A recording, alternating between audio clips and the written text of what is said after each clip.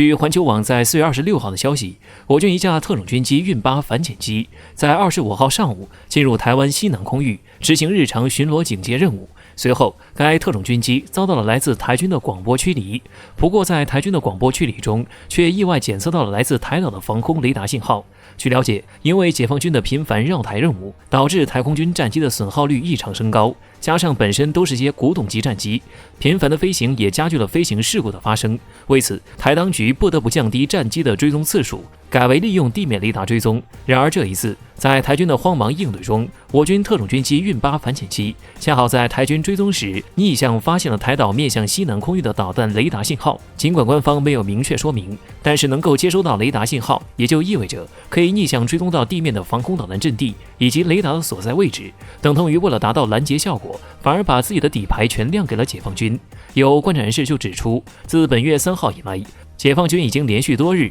频繁进入台西南空域，尽管这里被台当局划分为防空识别区，但是显然没有任何的威慑力。到12号，更是有多达25架军机在同一天进入，创造了一个单日新高。如今，台岛内部向下施压，要求坚决驱离解放军军机，而解放军军机的绕台频率又极高。这种情况下，台军已经处于疲于奔命的状态，很可能已经不在乎是不是真的出现漏洞，或者因为疏忽被解放军抓到信号，进而被逆向追踪，能够解决频繁广播驱离的任务已经筋疲力尽。有分析认为，台空军动用防空导弹雷达来追踪解放军军机，这是当前一个十分明显的信号。随着两岸关系越来越紧张，美国联合日本不断尝试介入整个局势，台湾内部一些心怀鬼胎的人已经有些坐不住了，要不惜一切代价阻止中国在台海的正常巡逻警戒任务。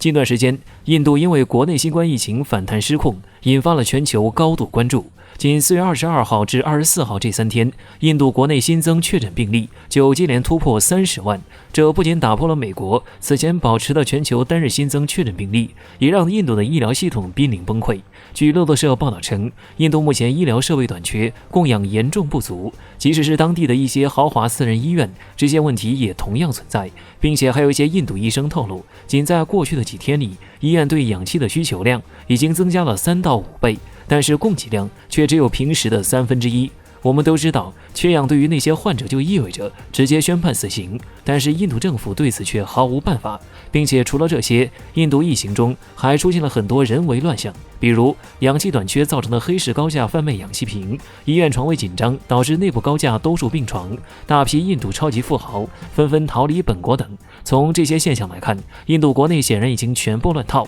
在这个关键时刻，印度想到了自己的美国大哥，希望美国能够解除对印度疫苗原材料的出口禁令，从而帮助印度推动国内疫苗生产和接种工作。但是面对印度的求助，美国却无动于衷，并且还不讲义气地婉拒了印度的请求。据观察者网报道称，美国务院发言人普莱斯在4月22号的白宫发布会上表示，美国会把重心放在控制美国疫情上，并优先给美国人接种疫苗。至于对其他国家的援助，要等到美国疫情处境有所好转，到时候美国肯定会竭尽所能，预计还会做得更多。而事实上，有知情人士透露，美国俄亥俄州的一个仓库里至少还存放着3000多万剂疫苗在吃灰。美国现在的行为就是对印度疫情见死不救。同时，还有日本、英国、澳大利亚等国的重要官员都纷纷取消了访问印度的计划。之前声称要一起联合对抗中国的盟友们，现在却都对印度避而远之。在这个关键时刻，反而是中国不计前嫌，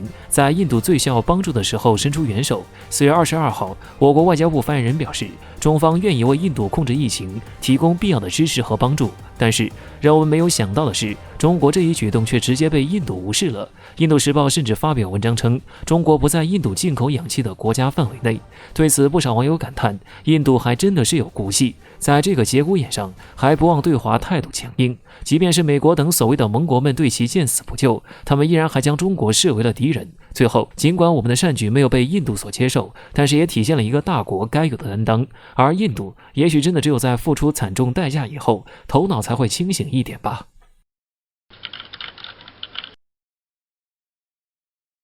作为中国领土不可分割的一部分，台海局势现在可以说是很多人的心头隐患。这里每一次军事行为都相当是中国在自我消耗，这也是为什么美国屡屡插手台海的原因。不过有道是腐肉只有消掉，以后才有继续长好的可能。所以台海这块腐肉一日不解决，中国就好不了。随着美国、日本、澳大利亚等国家近日纷纷宣布，或许会使用军事介入台海局势，确保地区和平稳定。不过，谁才是真正破坏地区和平？想来大家心里都有一本账。不过，以美军为首的这些国家战队插手，直接导致的后果就是岛内的魑魅魍魉按耐不住了，又开始新一轮的分化两岸活动。对此，解放军的军机再次对其发出威慑，以极其罕见的超低空飞行高度再次巡台。据岛内媒体报道称，这次解放军军机在80分钟内3度进入台西南空域，其中高度大多数都是在3000到7000米间。但是在最后一次巡台的时候，解放军军机的飞行高度创下了历史新低，最低高度仅仅只有30米。其实真要说起来，从4月26号细数到2021年的1月1号，总共也不过是116天。而在这116天中，解放军军机就勒紧进入台空域98天，其中总共大约可达近300架次，其中光是这个月就已经达到100架次，而这个月也不过才过去了一半。所以这回解放军军机不光是飞行高度创新低，其中暗示意味也是非常浓厚。最近金一南将军在接受采访时，针对澳大利亚预备军事介入之事说道，一旦澳大利亚军事介入成为事实，解放军必将用自己的实力以及行动给澳大利亚留下深刻印象。在做出这种选择后，也必须面对即将付出相对应代价的局面。其实这话放在台海局势上也是说得通的，不管是面对美国还是日本，亦或者是岛内的魑魅魍魉，一旦出现触及底线的事，那么必将面临解放军的激烈反击。毕竟最近解放军在南海入列的2舰一艇，明显就是为形成战斗力的上东舰准备的。而中国双航母战斗群一旦形成，某些人就要好自为之。再者，解放军不仅在军舰装备上准备充足，在军机上同样有充足的准备。近日，央媒就透露，解放军海军航空兵的某轰炸机团已经开始远海打击训练，甚至已经开始了夜间训练。同时，解放军在台海海域进行实战演练的次数也愈加增多，而这些无疑都表明，解放军已经做好了充分的准备。只要有人触及底线，那么就必须面对解放军的反击。某些腐肉终究是要被剔除的，解放军的大动作或许就要来了。美军在南部海域频频挑衅之际，就在4月23号同一天，中国在海南三亚某军港举行了3艘主力舰艇的入役仪式，分别是094改进型战略导弹核潜艇长征18号艇、055大型驱逐舰大连舰舷号105和075型两栖攻击舰海南舰舷号31。中国海军这次3艘主力舰艇服役仪式，在国内外海军历史上都极为罕见，强烈表达了中国海军高水平发展的成就，震慑了美国在南部海域频繁的挑衅行为。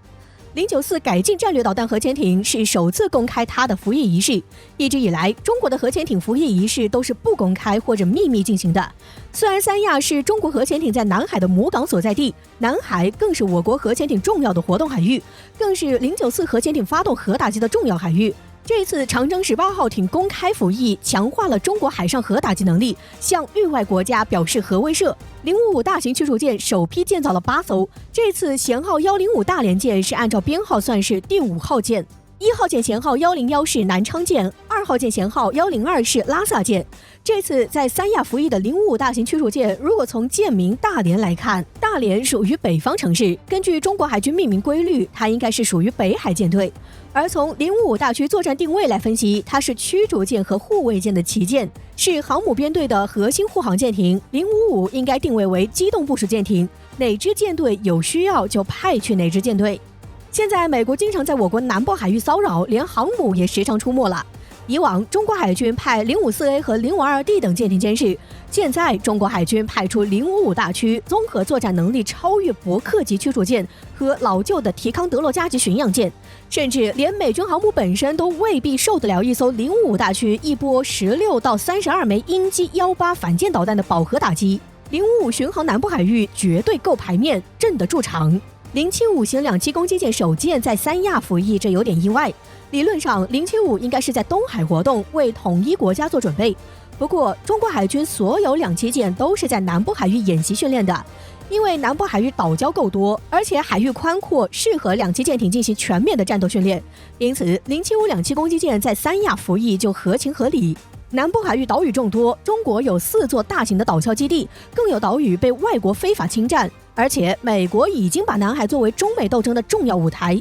南部海域形势一直很紧张，075型两栖攻击舰在南部海域是训练场，也是实战场。075型能和中国岛礁基地做非常贴近实战的对抗攻防演练。075型模拟进攻严密防御岛屿，演练使用直升机、气垫船和两栖装甲车进行3维两栖进攻。而岛礁基地演练防御域外国家进行两栖突袭强岛作战，使用岛礁基地各类武器拦截对方两栖装备，打击对方海上舰艇等等。中国在南部海域岛礁进行举行高水平两栖对抗演练，足以吓死美国和其他蠢蠢欲动的国家。有趣的是，当该新闻转发国外，引发巴西人的热议，甚至有巴西网友评论道，在真正的海战中，我们将看到中国舰船的真正实力，钦佩中国在做事上的能力和速度。然而，这一次3艘主力舰艇同时服役，会不会预示着中国未来一段时间将重点建造航母、大型驱逐舰、两栖攻击舰和核动力潜艇这类最高级舰艇，